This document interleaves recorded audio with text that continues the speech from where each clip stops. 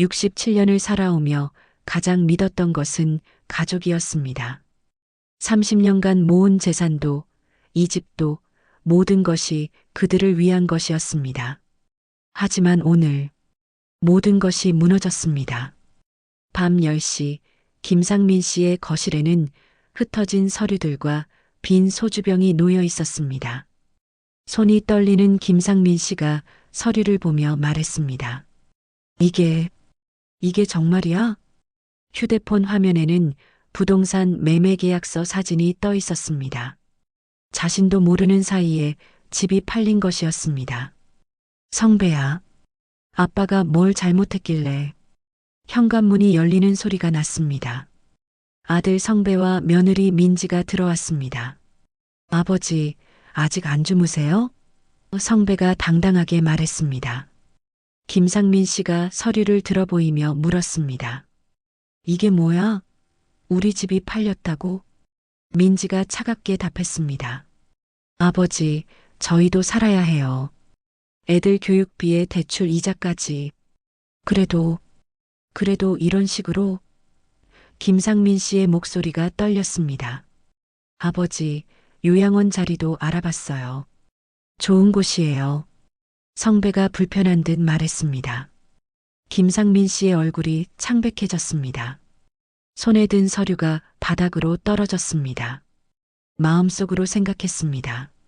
30년간 벽돌 하나하나 쌓아 올린 이 집이, 내 인생 전부가 담긴 이 공간이. 무거운 침묵이 흘렀습니다. 시계 초침 소리만 들렸습니다. 3일 후 새벽 7시 김상민 씨는 라디오 뉴스를 듣고 있었습니다. 고령화 사회로 접어들면서 노인 빈곤율이 OECD 1위를 기록하고 있습니다. 빈곤, 나도 이제 그 통계 안에 들어가는 건가? 김상민 씨가 라디오를 끄며 중얼거렸습니다. 세면대에서 면도를 하다가 거울 속 자신을 바라보며 생각했습니다. 언제부터였을까? 성배가 나를 이렇게 보기 시작한 게, 짐이라고 생각하기 시작한 게. 휴대폰이 울렸습니다. 동창 조민철 변호사였습니다. 여보세요, 민철아. 상민아, 어제 얘기한 거 생각해봤어? 김상민 씨가 한숨을 쉬며 답했습니다. 뭘 더 생각해? 내 집도 없는 놈이 무슨. 야, 포기하지 마. 방법이 있다니까. 오늘 오후에 만나자. 전화를 끊고 창밖을 바라봤습니다. 젊은 부부가 유모차를 밀며 지나가고 있었습니다. 저 시절이 있었지. 성배를 업고 이 골목을 걸었던 시절이. 주방에서 라면을 끓이며 혼자 먹었습니다. 텔레비전에서는 가족 예능 프로그램이 나오고 있었습니다. 같은 날 오후 2시 동네 카페에서 조민철 변호사가 서류를 내밀었습니다. 이게 내 아들이 한 짓이야. 이게 뭐야? 김상민 씨가 서류를 보며 물었습니다. 내 명의로 되어 있던 땅. 평택에 있는 그 땅 말이야. 개발 예정지로 지정됐어. 지금 시세로 20억은 좋게 될 거야. 20억? 그게 무슨. 김상민 씨가 놀라며 말했습니다. 그런데 성배 녀석이 이미 절반을 담보로 대출을 받았어. 내 도장을 위조해서. 김상민 씨의 손이 떨렸습니다. 커피잔이 흔들렸습니다. 마음속으로 생각했습니다. 위조? 내 아들이 내 도장을? 더 큰 문제가 있어. 이 개발 사업에 문제가 생기면 내가 모든 빚을 떠안게 돼. 그럼 나는? 김상민 씨의 목소리가 잠겼습니다. 최악의 경우 노숙자가 될 수도 있어. 카페 안이 갑자기 조용해졌습니다. 다른 손님들의 웃음소리만 들렸습니다. 성배한테 전화해봐야겠어. 김상민 씨가 휴대폰을 꺼내며 말했습니다. 조민철이 손을 잡으며 말했습니다. 상민아, 진정해. 일단 증거를 더 모아보자. 김상민 씨의 눈에 눈물이 맺혔습니다. 이게 꿈이었으면, 이 모든 게 악몽이었으면. 다음 날 저녁 김상민 씨 집 거실에서 성배와 민지가 소파에 앉아 있었고 김상민 씨가 서류를 들고 서 있었습니다. 이게 뭐야? 내 도장을 위조했다고? 김상민 씨가 서류를 내밀며 물었습니다. 아버지, 그게 성배가 당황하며 말했습니다. 민지가 끼어들었습니다. 아버지도 치매 기운이 있으시잖아요. 나중에 문제 될까봐. 치매? 나보고 치매라고?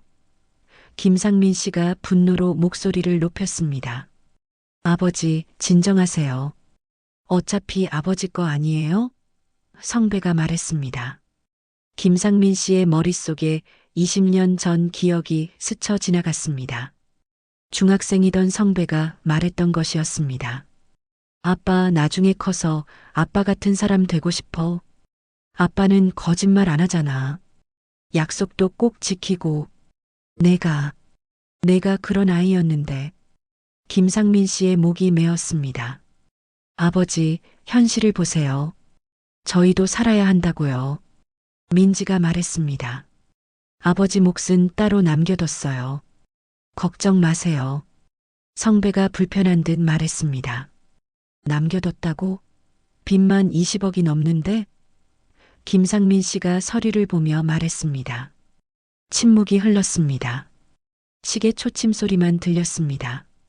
아버지, 미안해요. 하지만 달리 방법이 없었어요.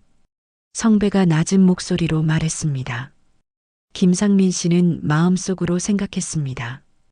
미안하다고? 30년을 속이고 내 인생을 담보로 걸어놓고 미안하다고? 아버지, 요양원도 좋은 곳으로 골랐어요. 걱정 마세요. 민지가 말했습니다. 김상민 씨가 마침내 폭발했습니다. 나가. 당장 내 집에서 나가. 아버지. 성배가 말했습니다. 나가라고. 다시는 내 앞에 나타나지 마. 성배와 민지가 머뭇거리다 나갔습니다. 현관문이 쾅 닫혔습니다. 김상민 씨가 소파에 주저앉으며 혼잣말했습니다. 이게 내가 키운 아들이야? 이게. 사흘 후 조민철의 법무사무실에서 조민철이 서류를 보며 말했습니다. 상황이 더 심각해졌어. 성배 녀석이 추가로 대출을 더 받았어. 얼마나 더? 김상민 씨가 멍하니 물었습니다. 5억. 총 25억의 빚이 4명의로 되어 있어. 김상민 씨가 의자에서 휘청거렸습니다. 상민아, 정신 차려. 지금 포기하면 정말 끝이야. 어떻게 하라고. 67살에 25억 빚을? 방법이 하나 있어. 공익신탁이야. 공익신탁? 내 재산을 공익 목적으로 신탁하는 거야. 그러면 성배 녀석이 손댈 수 없어. 이때 문이 열리며 성배가 들어왔습니다. 아버지, 여기 계셨네요. 조민철이 차갑게 말했습니다. 성배야, 넌 여기 올 자격이 없어. 조 변호사님, 가족일에 왜 끼어드세요? 성배가 말했습니다. 가족?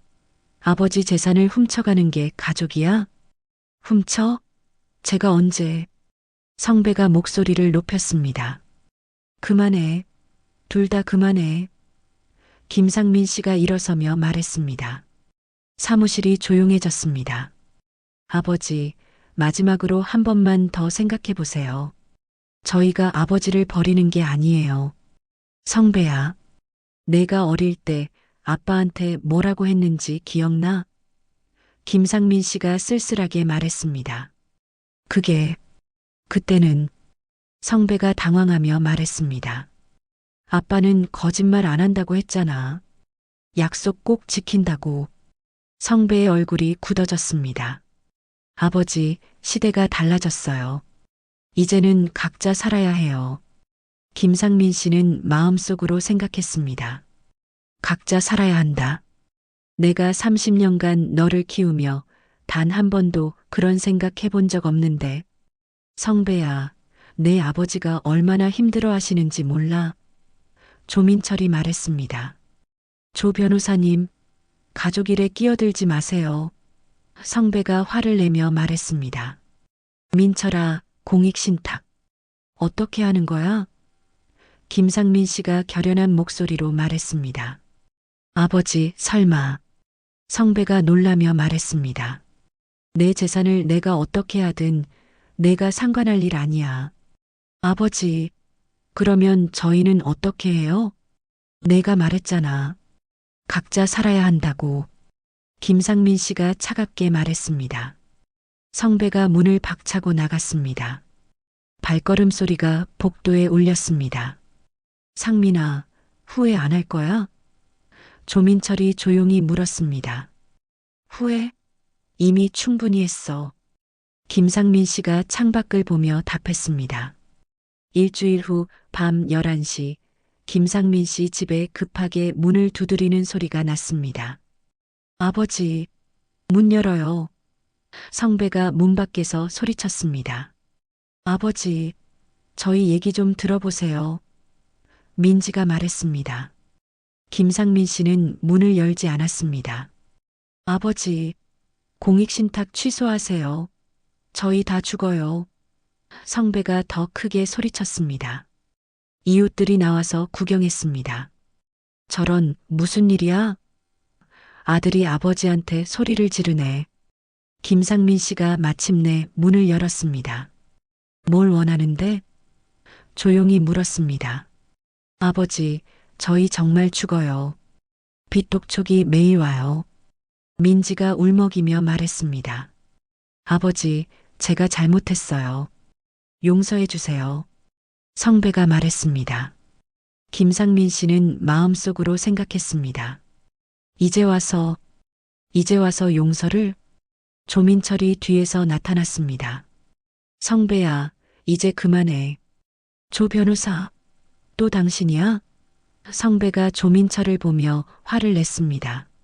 나는 내 아버지 변호사야. 당연히 여기 있을 권리가 있어. 우리 가정을 파괴시킨 게 당신이야. 성배가 주먹을 들며 말했습니다. 성배가 조민철에게 달려들었습니다. 김상민 씨가 말렸습니다. 그만해. 그만하라고. 이웃들이 더 많이 나왔습니다. 누군가 경찰에 신고했습니다. 경찰이 사이렌 소리와 함께 도착했습니다. 무슨 일입니까? 저 사람이 우리 가족을 이간질해요. 성배가 경찰에게 말했습니다. 경찰관님, 저는 김상민 선생님의 법정 대리인입니다.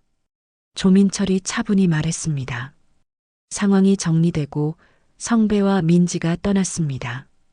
경찰이 간 후 김상민 씨가 조민철에게 물었습니다. 민철아, 이게 맞는 일일까?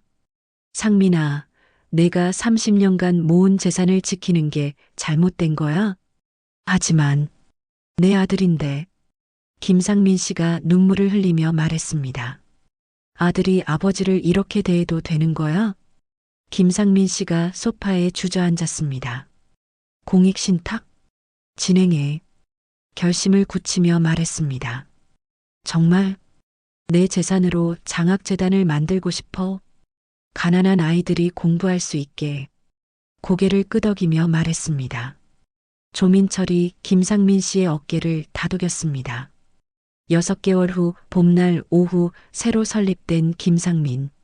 장학재단 사무실에서 김상민 씨가 장학증서를 학생들에게 전달하고 있었습니다. 창밖으로 벚꽃이 흩날렸습니다. 할아버지, 정말 감사해요. 한 학생이 말했습니다. 열심히 공부해서 좋은 사람 되렴. 김상민 씨가 미소를 지으며 답했습니다. 학생들이 나간 후 조민철이 들어왔습니다. 어때? 후회 안 해? 김상민 씨가 창밖을 보며 답했습니다. 후회? 전혀. 오히려 이렇게 보람찬 적이 없어. 성배 소식은? 간혹 안부를 묻더라고. 하지만 아직은 만날 생각 없어. 김상민 씨가 조용히 말했습니다. 언젠가는 화해할 수 있을 거야. 화해보다는 그냥 각자의 길을 가는 거겠지.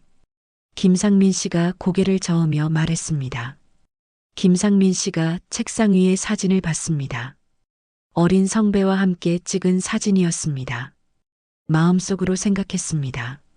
사랑한다는 건 때로는 놓아주는 것이기도 하구나. 때로는 가장 큰 사랑이 가장 아픈 결단을 요구합니다.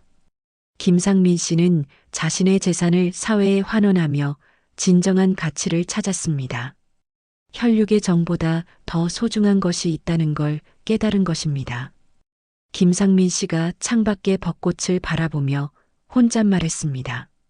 이제야 진짜 자유로워진 기분이야. 장학생들의 웃음소리가 멀리서 들렸습니다. 여러분이라면 어떤 선택을 하셨을까요? 가족의 이름으로 포장된 이기심 앞에서 진짜 사랑이 무엇인지 고민해보는 시간이 되었기를 바랍니다. 인생의 마지막에 떳떳할 수 있다면 그걸로 좋게. 이것이 김상민 씨의 마지막 말이었습니다. 구독과 좋아요는 더 많은 시니어들의 이야기를 전하는 힘이 됩니다. 댓글로 여러분의 생각을 남겨주세요. 감사합니다.